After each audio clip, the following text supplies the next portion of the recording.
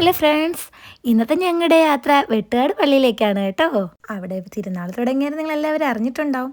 നല്ല തിരക്കായിരുന്നു കേട്ടോ. തിരക്കെന്നൊന്നും പറയാൻ പറ്റില്ല, ഒരു ഒന്നൊന്നര തിരക്കായിരുന്നു. എന്തായാലും ഞങ്ങൾ എത്തി. അവിടെ പള്ളിയിലേക്ക് നേരെ കയറി ഒന്ന് പ്രാർത്ഥിച്ചു.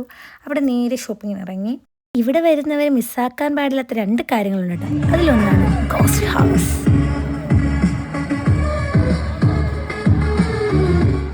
രണ്ടാമത്തേതാണ് കാർണിവൽ ഷോ.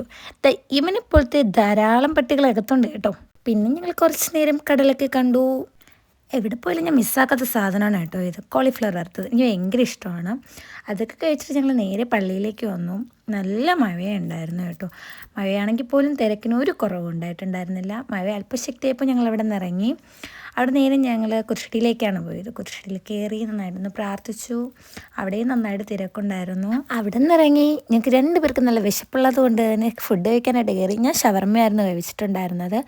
ഏട്ടനൊരു അൽഫാം മന്തി മേടിച്ചിട്ടുണ്ടായിരുന്നു. ഫുഡൊക്കെ കഴിച്ച് പിന്നെ ഞങ്ങൾ നേരെ വീട്ടിലേക്ക് പോയി. അപ്പോൾ ഇന്നത്രയേ ഉള്ളൂ. ബൈ.